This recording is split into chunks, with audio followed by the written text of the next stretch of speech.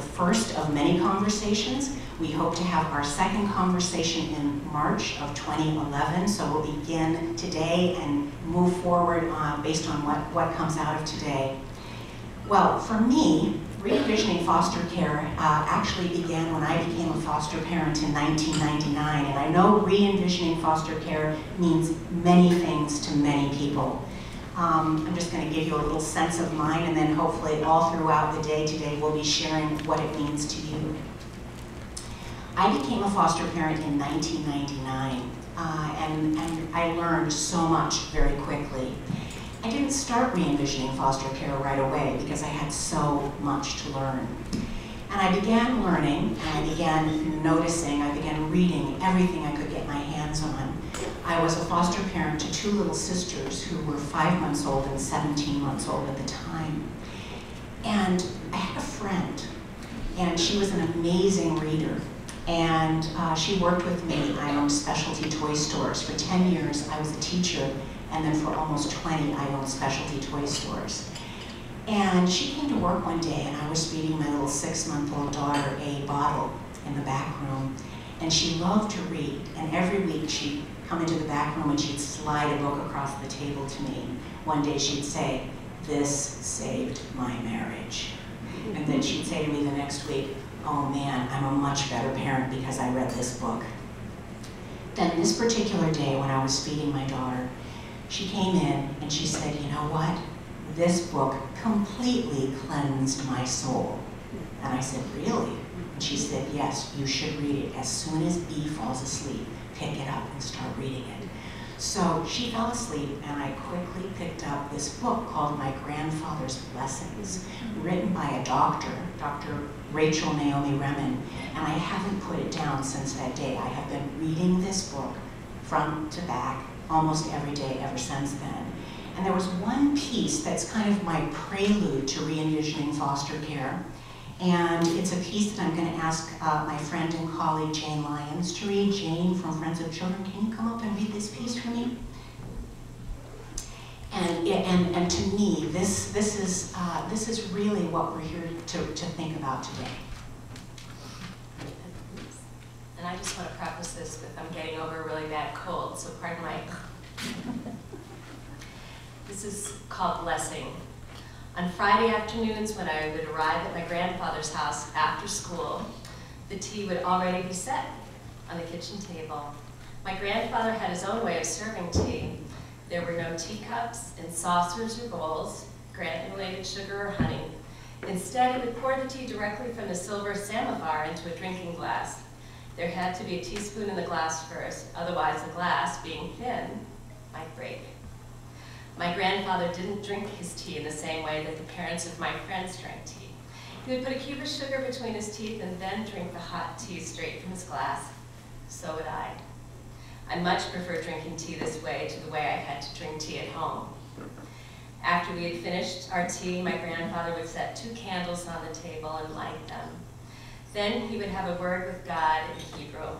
Sometimes he would speak out loud, but often he would close his eyes and be quiet. I knew then that he was talking to God in his heart. I would sit and wait patiently because the best part of the week was coming. When Grandpa finished talking to God, he would turn to me and say, "Come, Neshule." And then I would stand in front of him and he would rest his hands lightly on the top of my head. He would begin by thanking God for me and for making him my grandpa. He would specifically mention my struggles during that week and tell God something about me that was true. Each week I would wait to find out what that was. If I'd made mistakes during the week, he would mention my honesty in telling the truth. If I had failed, he would appreciate how hard I had tried. If I had taken even a short nap without my nightlight, he would celebrate my bravery in sleeping in the dark. And then he would give me his blessing and ask the long-ago women I knew from his many stories, Sarah, Rachel, Rebecca, and Leah, to watch over me. My grandfather died when I was 7 years old. I'd never lived in a world without him before, and it was hard for me. He looked at me as no one else had and called me by a special name, Nishumli, which means beloved little soul. There was no one left to call me this anymore. At first, I was afraid that without him to see me and tell God who I was, I might disappear. But slowly, over time, I came to understand that in some mysterious way, I had learned to see myself through his eyes, and that once blessed, we are blessed forever.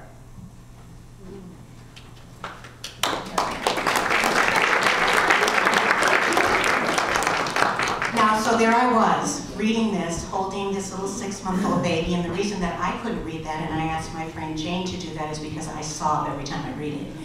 I really feel the power of blessing children is at the heart of re-envisioning foster care, and inviting people of all ages to come and be a part of that blessing.